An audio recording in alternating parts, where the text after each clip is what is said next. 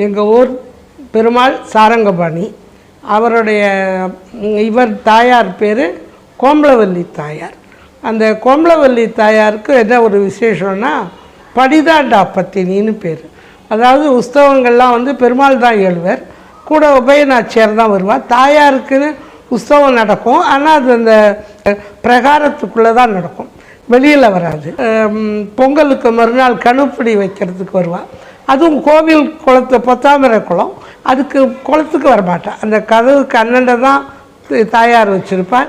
நாங்கள்லாம் போய் தான் அந்த கணுப்படி வைக்கிறதுன்னுட்டு அதெல்லாம் பண்ணி எல்லாம் பண்ணுவோம். அதனால் படிதாண்டா பத்தினின்னு கோமலவல்லி தாயாருக்கு பேர். அந்த ஊரில் எல்லாருமே ஏதாலும் ஒன்றுன்னா ஆகா பெரிய படிதாண்டா பத்தினி கோமலவல்லி தாயார் ஓ அப்படின்பா.